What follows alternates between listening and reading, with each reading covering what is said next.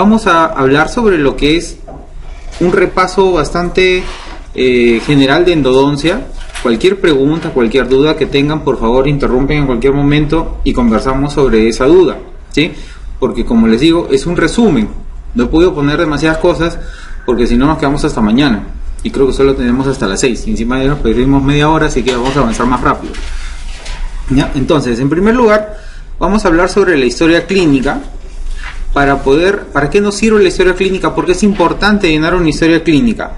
En primer lugar, debemos recordar que la historia clínica es un documento médico legal, ¿no? Y que nos va a salvar de cualquier problema, de cualquier reclamo, ¿sí?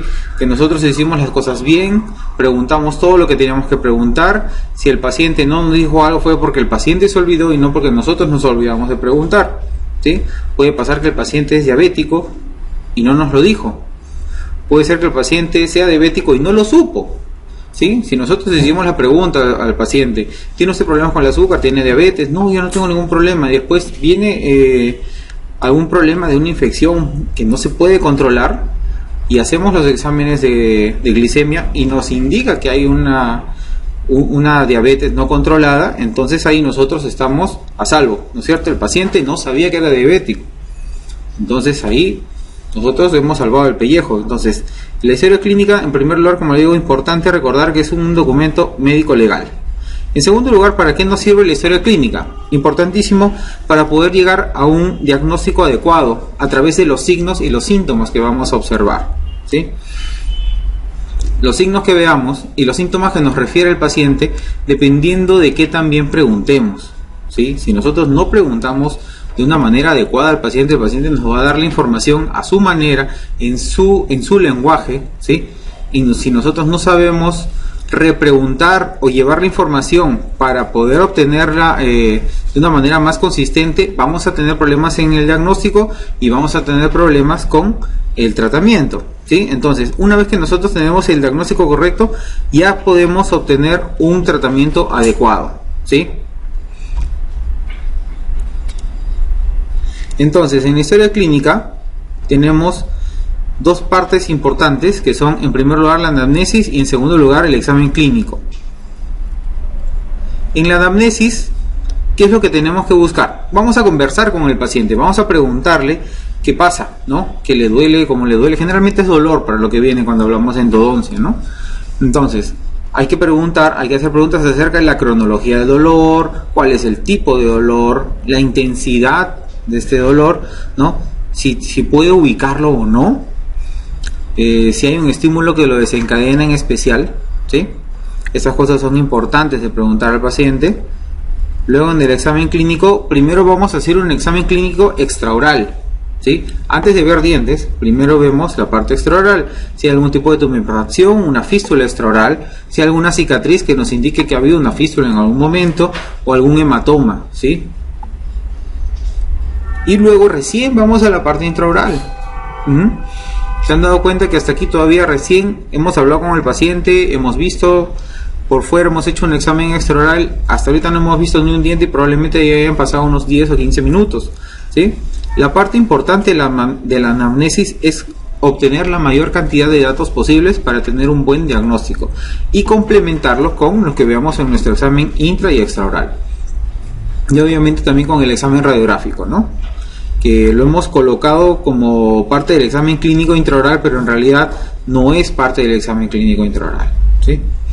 Entonces, dentro del examen clínico, específicamente la parte intraoral, vamos a ver que vamos a usar la prueba de inspección, la palpación, la percusión, pruebas de vitalidad, y eso lo vamos a desarrollar más, ¿sí? Si hay movilidad, evaluación de... si es necesario, hacemos la prueba de la anestesia. También podríamos hacer la prueba de la cavidad. La transiluminación es algo que también podríamos hacer, ¿sí? Y como les digo, por último, complementar toda esta información, tanto de la anamnesis como del examen intraoral, con un examen radiográfico, ¿sí? Para la parte endodóntica, importantísimo un buen examen radiográfico. Bien, entonces, ya hemos conversado que la anamnesis es un conversatorio con el paciente donde vamos a obtener la mayor cantidad de información, ¿sí? Vamos a tratar de ganarnos la confianza del paciente vamos a preguntar y repreguntar, estamos haciendo, y repreguntar todo lo que necesitemos para tener buena información. Y en el examen clínico observar muy bien, ¿sí? No solamente ver dientes, ver encía, ver fondo de surco, ¿sí? A veces nos centramos solamente en el diente. ¿Se retiene el explorador? ¿No se retiene el explorador? Eso no es el único indicador que debemos buscar, ¿sí? Debemos ver más cosas. A veces tenemos que hacer un sondaje periodontal, ¿sí? A veces es un problema periodontal y no es un problema pulpar, pero puede confundirse, ¿sí? Entonces hay que hacer un buen examen clínico interoral para poder complementar toda la buena información que hemos recopilado de nuestra anamnesis. Bien, habíamos hablado de la anamnesis, que íbamos a ver sobre semiología del dolor, la cronología, el tipo, la intensidad, la ubicación y el estímulo que lo desencadena. Y según la información que nos dé sobre cada uno de estos ítems, nosotros vamos juntando información para dar un diagnóstico, ¿sí? Ya más o menos con eso vamos encaminando nuestro diagnóstico, ¿sí? Por ejemplo, si nos hablan de la cronología del dolor, ¿qué le preguntamos? ¿Sí? ¿Cuándo aparece el dolor? ¿Cuánto tiempo dura? ¿No?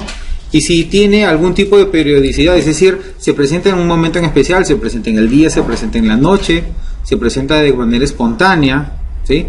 Entonces hay que preguntarle al paciente todo esto para que nos pueda decir cuál es la alternativa correcta que le estamos dando. El paciente nos puede decir: me duele en cualquier momento sin hacer nada, entonces dolor espontáneo, ¿no es cierto? Para nosotros dolor espontáneo. En las noches no puedo dormir, dolor nocturno, ¿no es cierto? O viene el paciente de frente y dice: ay doctor, anoche no he podido dormir, ya sacaste que es dolor nocturno, he tenido un dolor intenso, horrible, es un dolor bastante agudo. Bien, van sacando información, a veces ya sin que pregunten al paciente, solamente lo han saludado, el paciente ya les está dando la información de la anamnesis, ¿sí? ¿Cuál es el tipo de dolor que tiene el paciente? Eso también es importante para poder diferenciar si es un dolor pulpar, es un dolor periodontal, ¿sí? Si hay un dolor agudo o sordo, ¿sí? Por ejemplo, agudo es un dolor como si fuera una punzada. Un dolor sordo es un dolor mantenido, de baja intensidad o moderada intensidad, que es tolerable. Si hay un dolor pulsátil es como si estuviera latiendo, ¿no? Si siente que late el paciente. Lancinante es parecido al agudo, es como si estuvieran hincando también, ¿no?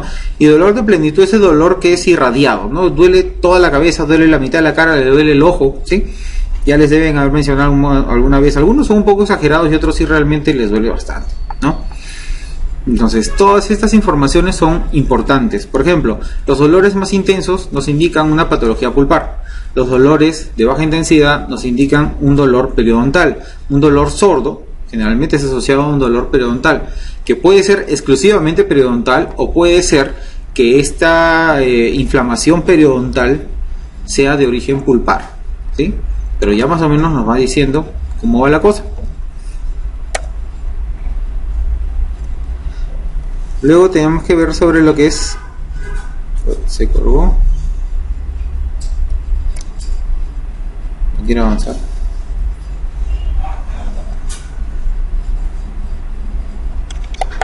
Ahora sí, ya. Con el teclado no me quiero hacer caso. Intensidad. Si es leve, si es tolerable o si es insoportable, ¿sí? Generalmente... está asociado a esa intensidad, se asocia al tipo de dolor, ¿no? Como les dije, el dolor agudo, el dolor pulsátil, lancinante y de plenitud son dolores insoportables, ¿no? Aunque el agudo a veces puede ser tolerable, ¿sí? A veces puede ser un poco tolerable. El dolor sordo sí generalmente es leve o tolerable hasta ahí nomás, pero nunca insoportable, ¿sí? ¿Cómo es el estímulo desencadenante, no? Si hay algo que hace que desencadene el dolor, como el frío, el calor, ¿no? Un cambio térmico, un cambio químico. Si cuando come dulce le empieza a doler, no, me comí chocolate dolor y me empezó a doler, ¿sí? Eso también nos va indicando cuál es, por dónde va nuestro diagnóstico. Si es un dolor que se desencadena con un estímulo químico, como vendría a ser un dulce, ¿sí?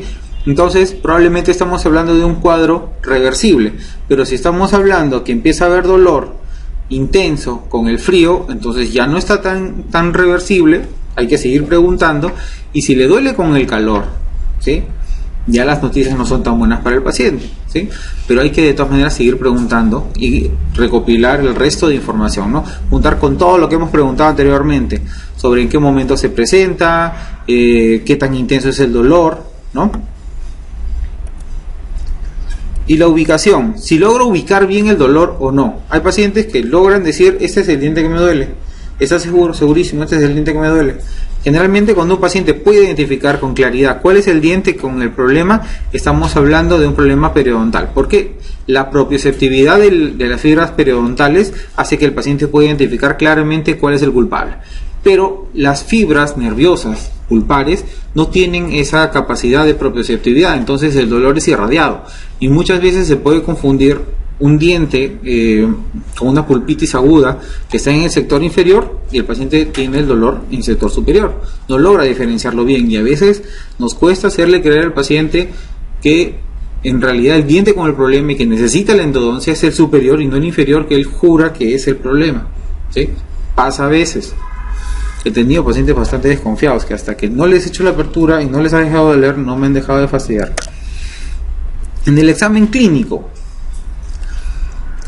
como habíamos mencionado, hay un examen extraoral, ¿no? Y después pasamos al intraoral. ¿Qué buscamos en el extraoral? Ver si hay algún tipo de tumefacción, ¿no? Ven en la cara del pacientito. Si hay alguna fístula, en este caso estamos buscando fístula extraoral. Perdón, se me fue.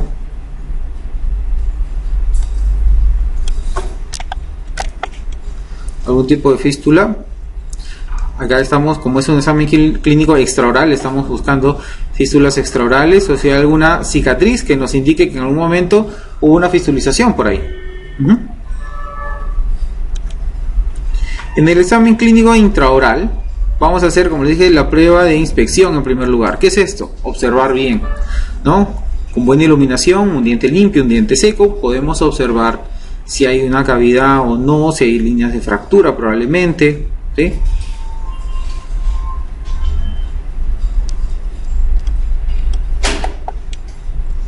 Luego la prueba de la palpación. Aquí vamos a palpar fondo de surco, las zonas periapicales, a ver si hay algún tipo de sensibilidad fuera de lo normal. Si hay algún tipo de sensibilidad en esa zona, probablemente el problema ya no es netamente pulpar, sino ya es un problema periodontal. Importante también hacer un sondaje para poder diferenciar si el problema puede ser solamente periodontal, digamos una impactación de alimentos o una bolsa profunda y no necesariamente un problema pulpar. Se puede confundir tranquilamente, el paciente siente dolor al masticar, le duele después de comer, ¿no? Para el paciente es un dolor fuerte, ¿sí? Entonces, nosotros tenemos que saber diferenciar, ¿no? ¿Qué es lo que nos refiere el paciente? ¿Qué es lo que tiene en la boca? Y en base a eso dar un buen diagnóstico. Si probablemente el problema es periodontal y yo me mando a hacer una apertura, estoy haciendo una iatrogenia, ¿sí? Por un mal diagnóstico. Después, importante la percusión, tanto la vertical como la lateral. Importancia de mayormente de la percusión vertical, porque nos va a indicar un problema a nivel periapical. Cuando yo hago la percusión vertical, estoy estimulando las fibras periapicales. Cuando hago la percusión lateral, estoy estimulando las fibras coronales.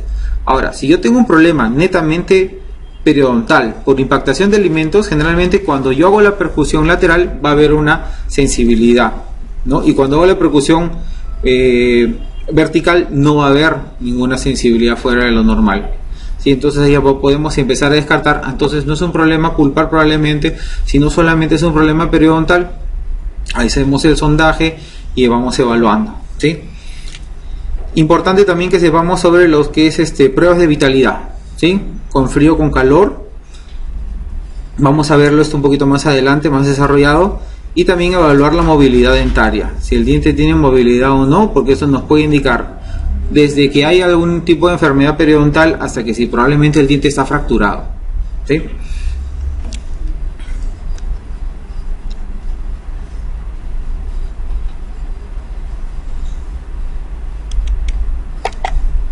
Bien. Entonces, dentro de las pruebas de diagnóstico para determinar si hay vitalidad pulpar o no, tenemos en primer lugar a la prueba del frío, ¿sí? De sensibilidad al frío, prueba de sensibilidad al calor, prueba de la cavidad y la prueba eléctrica pulpar. Y también podríamos hacer la prueba de la anestesia. La verdad, uso muy poco la prueba de la anestesia, pero sí la vamos a mencionar más adelante.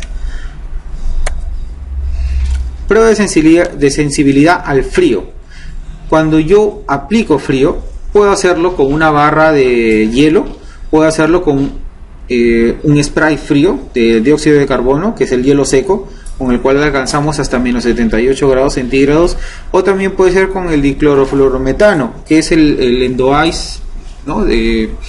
Con el cual vamos a lograr entre menos 40 y menos 50 grados centígrados, ¿sí? Ahora, la barra de hielo solamente llega de 0 a menos 4 grados centígrados. No es una temperatura tan baja y por lo tanto los resultados no son tan buenos, ¿sí? Ahora, ¿es lo más fácil que podemos conseguir? Probablemente sí, pero no nos va a dar la respuesta más acertada, ¿sí? Si queremos determinar adecuadamente la vitalidad pulpar por medio de la prueba del frío, lo mejor es utilizar un spray de frío.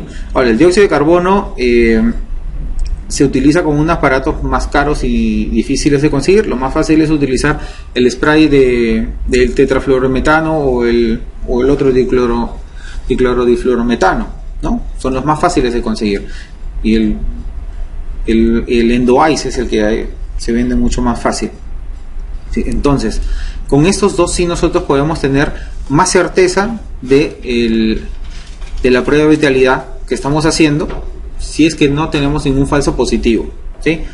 Porque solamente debemos aplicarlo por 4 segundos, no más, y nunca de manera directa. Yo no puedo aplicar el spray directamente al diente, tengo que aplicarlo en una mechita de algodón o una torundita de algodón. Aplicamos el spray y de ahí lo llevamos al diente. 4 segundos, no más de ese tiempo. Si pasamos de 4 segundos, ya estamos probablemente estimulando las fibras del periodonto y tengamos una respuesta que no es la que buscamos, que es la respuesta pulpar. Si yo me quedo a esperar una respuesta, ¿no?, más de 4 segundos, digamos a los 7 segundos, ya está reaccionando el periodonto muy probablemente. Entonces, 4 segundos es lo que esperamos. ¿Dónde colocamos esto? En las caras vestibulares o en las caras oclusales de las piezas posteriores, ¿no? Mayormente tenemos muy buenos resultados con estas pruebas de test de vitalidad pulpar, ¿no?, con respecto al frío. Aquí está cómo lo vamos a utilizar, ¿no? Una bolita de algodón es la manera más exacta. Ahora, con las pruebas de sensibilidad al calor, ¿qué podemos utilizar? Podemos utilizar una barra de gutapercha. Vamos a lograr hasta 76 grados centígrados, ¿sí?, bastante elevado. Podemos también utilizar un instrumento calentado, puede ser una espátula, puede ser un bruñidor. O en el caso de que tengamos alguna corona, sobre todo una metálica, podemos utilizar los cauchos de pulido que hagan fricción hasta que calienten, ¿no? No me gusta mucho el uso de los cauchos. Yo prefiero utilizar, si es que tengo que utilizar alguno de estos, la barra de gutapercha, por ejemplo, ¿sí? Pero ¿cuál es el problema con aplicar el calor? Que puede causar un daño pulpar irreversible en una pulpa sana, ¿sí? Estamos hablando que vamos a aplicar 76 grados centígrados. Aplicar por más de una temperatura mayor a 65 grados centígrados ya puede causar problemas irreversibles en una pulpa. Entonces nosotros estamos evaluando a ver si está bien y al final vamos a terminar causando un problema que no existía, ¿sí?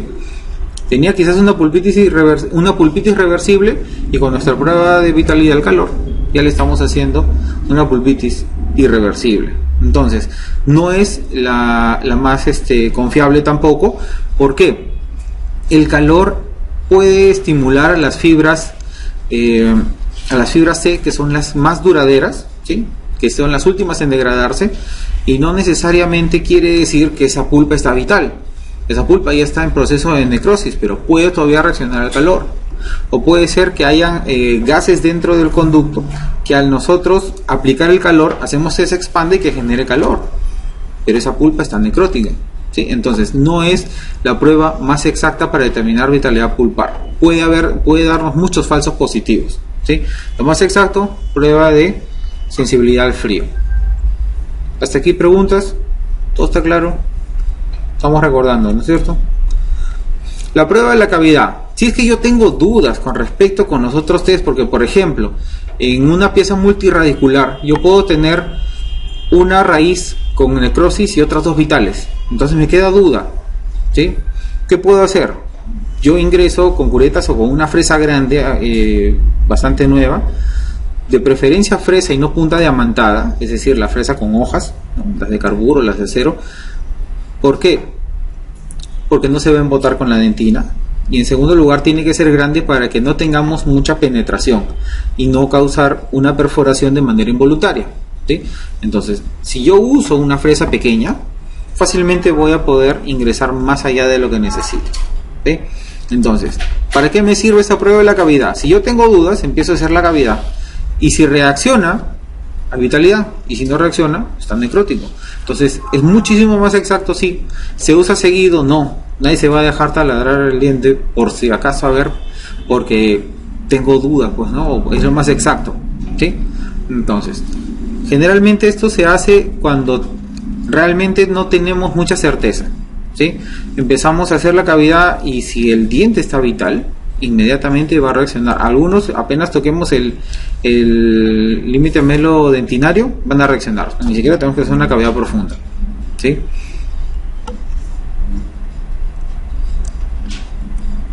Luego tenemos una prueba eléctrica pulpar, ¿sí? Estos son unos aparatos que utilizan una electricidad de alta frecuencia que va a estimular los nervios que están en la pulpa, ¿no? Y va a generar una sensación de calor o de hormigueo, ¿sí? El paciente va a decir que tiene la sensación de calor o hormigueo. Esta electricidad continua se puede ir graduando para ver si hay algún tipo de vitalidad o no. Son bastante confiables, sí, pero tiene algunas limitaciones. En primer lugar, que un paciente que tenga marcapasos no puede usarlo porque podría alterar el ritmo del marcapasos, ¿no? Y tendríamos bastante problemas. Luego, en dientes traumatizados tampoco es muy exacto porque cuando un diente se traumatiza, la pulpa entra en un estado de shock, ¿sí? En la cual no va a responder a ningún test de vitalidad, ¿sí? Entonces, si yo hago un test de vitalidad con una pulpa en shock entre las primeras 24 horas del traumatismo, yo voy a obtener siempre una respuesta negativa generalmente, ¿sí? Y no necesariamente quiere decir que esté necrótica, puede ser que esté vital y que se pueda recuperar, pero está en shock y no va a reaccionar bien. Entonces no es confiable en dientes traumatizados que no hayan superado las 24 horas, ¿sí? Luego, también en estas piezas multirradiculares donde hay necrosis de uno de los conductos y los otros todavía están vitales, también nos va a dar una respuesta errada. Y en pacientes que tengan un umbral del dolor alto, es decir, que toleren tanto esa sensación de calor o de hormigueo que nos pueda dar el falso positivo de que hay necrosis pulpar, ¿no? El paciente no siente nada porque su umbral del dolor es tan alto que nunca llega a sentir nada. Entonces para nosotros esa pieza está necrótica. Empezamos a hacer el tratamiento y encontramos una pulpa vital, ¿sí? Entonces eso puede suceder. Es un buen método, ¿sí? No es fácil encontrar estos testers. Ya no son tan caros, antes eran bastante caros, ahora lo pueden pedir de China creo por $25, algo así, bastante barato. Por último vamos a hablar de la prueba de la anestesia. La prueba de la anestesia es cuando nuevamente tenemos dudas sobre cuál es la pieza causante del dolor, ¿sí? Entonces, si sospechamos que es una pieza superior, podemos colocar una anestesia infiltrativa en el sector superior. Si el dolor calma, entonces es un diente de arriba. Si el dolor no calma, es un diente de abajo. Ahora, abajo, si nosotros sabemos que tenemos que colocar una anestesia troncular para hacer una anestesia regional, ¿no? ¿Cómo podemos ser selectivos para ver qué pieza es cuál la causante del problema? Eso es un poco más cruel, pero se tendría que hacer una anestesia intraligamentaria o intraceptal, ¿no? Y es bastante doloroso, ¿sí? Bastante fastidioso. Entonces la prueba de la anestesia, la verdad, yo casi nunca la he usado. La de la cavidad sí, y todas las otras también, menos la de electricidad porque no tengo ese aparato, ¿no? Pero la prueba del frío, la prueba del calor, útiles. La del frío muchísimo mejor que la del calor, ¿sí? Mucho mejor que la del calor. Así que estamos bien, ¿sí? Bien, entonces, un pequeño resumen que con respecto a las pruebas diagnósticas que hemos utilizado para determinar vitalidad pulpar, ¿no? Se determina que lo más exacto son los test de frío, ¿sí? Ya sea con el dióxido de carbono, que como les digo, usted utiliza un aparato caro, y la otra alternativa son los sprays de frío, ¿no? Y la otra alternativa que tenemos es el test eléctrico. Tenemos hasta un 97% de exactitud de diagnóstico de vitalidad y un 90% de exactitud con respecto a al diagnóstico de una pulpa necrótica. Entonces estamos bastante cerca de ser muy exactos, ¿sí? Entre el 90 y 97% de asertividad.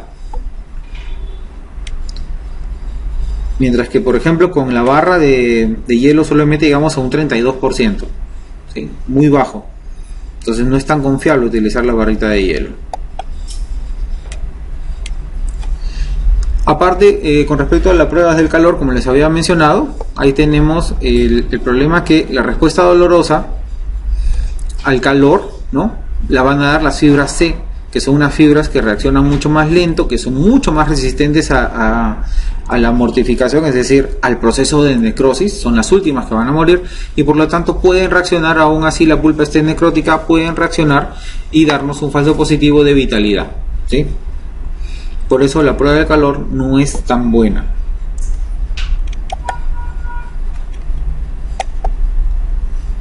Bien, a ver. Nosotros tenemos en primer lugar una pulpa normal. Si hay alguna injuria, pasamos a tener una pulpitis reversible. Si no hacemos nada o si no hace nada el paciente, va a llegar a convertirse en una pulpitis irreversible, que puede ser aguda o que puede ser crónica, ¿sí? Dependiendo del avance, dependiendo del estímulo que lo desencadene. Si es una caries de avance rápido, probablemente sea una pulpitis irreversible aguda. Si es una caries de avance lento, probablemente sea una pulpitis irreversible crónica, ¿sí? Ambas, tanto la aguda como la crónica, pueden desencadenar en una necrosis pulpar, ¿sí?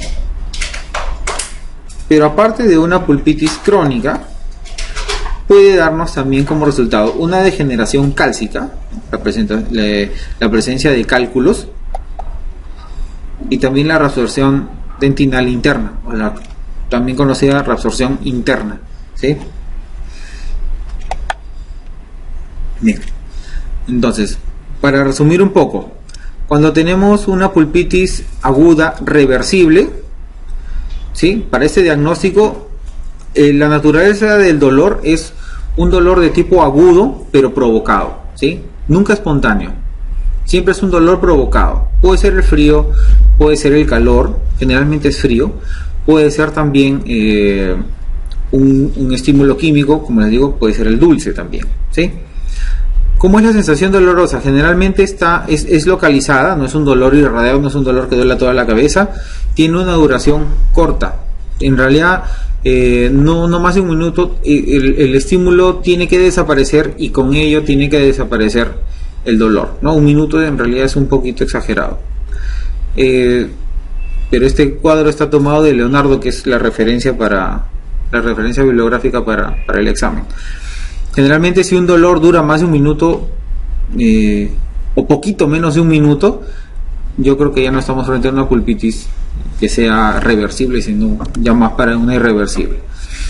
El aspecto radiográfico, la parte periapical se nota normal, no hay ningún cambio, ¿sí?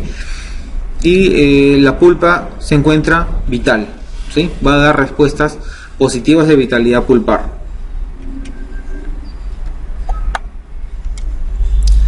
Pero cuando ya pasamos a una pulpitis aguda irreversible, entonces la naturaleza del dolor cambia, ¿no? Y el dolor se hace más intenso, es un dolor agudo y ya no solamente provocado, sino también espontáneo, ¿sí? Además de que es provocado, ya se genera un dolor espontáneo, especialmente en la noche, ¿sí? ¿Cómo es el tipo de dolor? Es un dolor localizado, de duración bastante larga, a veces le dura toda la noche, ¿sí? Puede ser difuso o reflejo, es decir, no sé, toda una zona, o puede confundirse. El dolor reflejo, que como les dije, el diente que duele está arriba, pero el paciente siente el dolor abajo, ¿no? Es un dolor intenso y de tipo pulsátil, ¿sí? Ya va cambiando el tipo de dolor. Se van dando cuenta, si nosotros hacemos las preguntas correctas al paciente, cómo ya podemos ir direccionando nuestro diagnóstico, ¿no? La frecuencia es un dolor intermitente, ¿no? Va y viene, no se queda todo el tiempo, no es un dolor que se quede, excepto en la noche sí se queda buen rato, a veces casi toda la noche, pero en el día no. En el día puede venir un rato y se va, ¿sí? Entonces, para diferenciar los dolores periodontales que se quedan por mucho tiempo, ¿sí? En este caso, no se queda tanto tiempo como un dolor periodontal. Radiográficamente, ¿cómo lo vemos? Al aspecto normal, no hay ningún cambio, ¿sí? Puede ser que haya un pequeño aumento del espacio periodontal apical, más de eso no hay. La lámina dura, o sea, la cortical que rodea el alvéolo, está intacta, ¿sí? Todavía no hay ningún problema de ese tipo. Como les digo, puede ser que se note algún leve ensanchamiento periapical, pero más de eso no se ve. La pulpa todavía se encuentra vital, ya no está sana, ¿sí? Pero todavía está vital. Muy bien. Ya cuando hagan la apertura van a ver pues una pulpa bastante congestionada vascularmente, sangra mucho, ¿sí? Luego, como les había mencionado, podemos tener pulpitis que sean agudas o que sean crónicas, dependiendo de cómo sea el estímulo o cuál sea la causa de esa pulpitis, ¿sí? Si tenemos una caries específicamente, ¿no? Hablando de caries, hay caries que son agudas, que son de avance rápido, generalmente esas son las que nos van a dar un problema de pulpitis aguda. Pero si tenemos una caries de avance bastante lento, entonces probablemente tengamos una pulpitis crónica, ¿no? También se puede dar en caso de restauraciones muy amplias, ¿sí? No solamente cuando hay caries, sino también cuando hay historia de caries, cuando hay restauraciones muy amplias, generalmente también puede presentarse una pulpitis crónica, ¿no? Por el avance lento. Entonces, ¿cómo es el dolor en una pulpitis crónica? Es un dolor que puede ser agudo, puede doler espontáneamente cuando la cavidad tiene caries y nosotros la cerramos, el dolor aumenta, ¿no? Cuando ingresan alimentos en la cavidad y hay presión, también se presenta el dolor, ¿sí? Es un dolor que no es tan intenso, puede ser tolerable o moderado, pero no es intenso como en el caso de la aguda, ¿sí? Y es un dolor que está bastante localizado, ¿sí? Y aquí si no hay ese dolor irradiado o ese dolor referido, ya no hay ese tipo de dolores, pero está mucho más centrado, menos intenso. ¿Qué desencadena el dolor?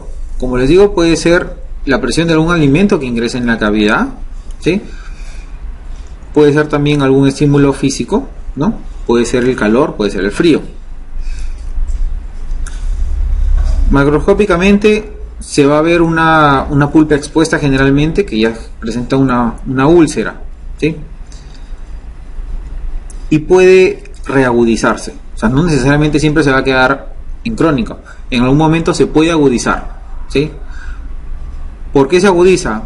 Probablemente alguien comieron algo muy frío, muy caliente y empieza una inflamación aguda, de lo que estaba crónico empieza algo muy agudo, o ya se están acercando más a la pulpa y empieza a reagudizarse. Entonces, no toda pulpitis crónica va a terminar siempre en crónica, a veces se reagudiza, ¿sí? Sobre todo si es que ustedes hacen un mal diagnóstico y cambian una restauración antigua, por ejemplo, cambian una amalgama muy antigua, de unos 15 años, muy extensa, ¿sí? Muchas veces pasa que esas piezas ya tienen una pulpitis crónica que no sabemos diagnosticar, y que cuando hacemos el cambio de la restauración por una restauración adherida, el cambio de la restauración, la remoción del material, más los procesos que hacemos para la técnica adhesiva, son una injuria para la pulpa que termina ocasionando una reagudización, y de lo que no le dolía nada al paciente empieza a dolerle, ¿sí? No sé si les ha pasado, y si no les ha pasado seguro les va a pasar, a mí ya me pasó, ¿no? En los cuales yo pensé que no había ningún problema, y cuando hago el cambio de la restauración de esa amalgama antigua empieza a doler y terminamos en una endodoncia. Y si ustedes no le explican al paciente que hay la posibilidad que termine en una endodoncia, entonces al paciente le suena a una justificación por un error nuestro, cuando en realidad es una probabilidad bastante alta que sucede eso, pero por eso tienen ustedes que hablar primero, ¿sí? Aquí vamos a hacer el cambio de esta restauración, está muy profunda, es una restauración bien antigua, hay bastantes probabilidades de que terminemos en una endodoncia, pero nunca me ha dolido, así pasa, ¿no? Hay filtraciones que son por muchos años en estas curaciones bastante antiguas, el diente nunca reacciona y cuando recién hacemos el cambio de la restauración empieza a doler. Si no le dolió al paciente, son lo máximo. ¿Por qué? Porque me dijo que me iba a terminar en endodoncia y no me hizo nada, al final solo quedó en curación. Y si le duele, igual son lo máximo, como dijo, no, él me dijo que me iba a doler, está en lo cierto. Entonces, quedaron bien, ¿sí? Porque le advirtieron al paciente. Si ustedes hablan antes de que suceda lo que puede pasar, ¿sí? Entonces el paciente está al tanto, comprende y no se sorprende de lo que pueda suceder más adelante, ¿sí? Muy bien. Radiográficamente esta pulpitis crónica se ve un contacto o mucha cercanía con la cámara pulpar, ¿no? Y el ligamiento periodontal generalmente o no se nota nada o un ligero ensanchamiento. Más de eso no se ve. Con pulpitis rara vez vamos a ver algún problema radiográfico hablando de la parte periapical. A lo mucho un pequeño ensanchamiento, más de eso no, ¿sí?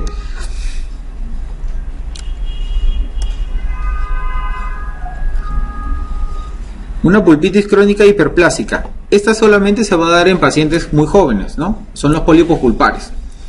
Si ya han visto alguno, a veces se confunde con una hiperplasia gingival. Entonces lo que hay que hacer es anestesiar y remover el tejido o hacer una toma radiográfica para ver si es que hay realmente una comunicación con la cámara pulpar. Si se ve que hay comunicación con la cámara pulpar, entonces ese crecimiento de tejido blando es de origen pulpar, o si ven que hay un problema periodontal grave, probablemente sea de un crecimiento periodontal, ¿sí? Entonces, si es periodontal, no necesitamos hacer endodoncia. Si hay un crecimiento del tejido pulpar, en este caso sí tenemos que hacer endodoncia, ¿sí? Pero generalmente acá en estas pulpitis crónicas hiperplásicas puede haber un dolor provocado cuando hay presión solamente, ¿sí? Nunca va a haber un dolor espontáneo. El paciente generalmente no se va a quejar de dolor espontáneo, pero sí de un dolor provocado. Cuando come y muerde algo duro, generalmente empieza a doler un poco, ¿sí? Entonces es un dolor que está bastante localizado, de poca duración, ¿sí? Y de una intensidad moderada, ¿sí? Nunca duele mucho. ¿Qué es lo que lo desencadena? Como le dije, la presión de los alimentos, ¿no? O que nosotros estemos manipulando también, ¿sí? La pulpa está vital, pero nuevamente no siempre la vitalidad pulpar nos indica que la pulpa está sana. En este caso esta pulpa está vital, pero no está sana, definitivamente no, ¿sí? Eventualmente esto puede terminar en una necrosis. Necesitamos sí o sí el tratamiento pulpar. También habíamos hablado que eventualmente, ya sea una pulpitis irreversible aguda o una crónica, pueden terminar en una necrosis, ¿sí? Pero tenemos dos tipos de necrosis, una necrosis que es séptica y otra aséptica. La necrosis séptica también se le conoce como gangrena, ¿no? Y es cuando está originada por bacterias o por microorganismos, ¿sí?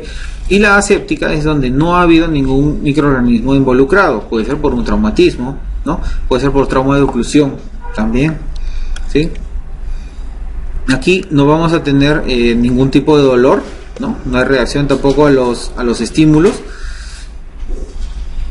Si hay algo que causa dolor, probablemente es la presión sobre ese diente, pero nunca es un dolor intenso, es algo muy leve, ¿sí? A veces nunca duele nada, y uno de los signos que podríamos ver es cambio de coloración, como estamos viendo en estas piecitas, ¿no? Hay un cambio de coloración, eso es un indicador de que algo no está muy bien ahí, ¿sí? Ya estamos viendo un color distinto, probablemente esté necrosado. Radiográficamente, un poco de ensanchamiento del espacio periodontal, nunca una lesión apical, ¿sí? Cuando estamos hablando de necrosis, estamos hablando exclusivamente de la parte pulpar, ¿sí? Si ya empieza a haber un problema si ya vemos una reabsorción de tejido óseo, ya no es un problema pulpar, es un problema periapical, ¿sí? Entonces su diagnóstico jamás va a ser necrosis. El diagnóstico no prima lo que está peor, ¿no? Si la pulpa ya se murió y el problema lo tiene el periápice, el diagnóstico va por el periápice, ¿sí? Es una periodontitis apical crónica, ¿sí? No importa que la pulpa esté muerta, ya la pulpa ya no nos importa, ya murió, ahora es el periápice el que mande. Entonces, en el diagnóstico, cuando les pidan hacer un diagnóstico, ¿sí? Les dicen pieza que está, por ejemplo, ¿no? Una pieza con cambio de coloración, ¿sí? Ya van sacando que tiene necrosis. y al examen radiográfico, y ahí viene la diferencia, se nota una imagen radiolúcida a nivel periapical, entonces su diagnóstico no puede ser necrosis, a pesar de que saben que es una necrosis. El diagnóstico tiene que ser de la parte periapical, ¿no? Entonces vendría a ser en todo caso una periostitis apical crónica, ¿sí? ¿Quedó claro eso? Que no los agarren en el examen, ¿sí? El diagnóstico periapical manda sobre el diagnóstico pulpar. También habíamos hablado que habían problemas degenerativos, ¿no? Y aquí habíamos mencionado la reabsorción interna. Aquí la pulpa se mantiene vital, siempre con una respuesta vital normal, ¿sí?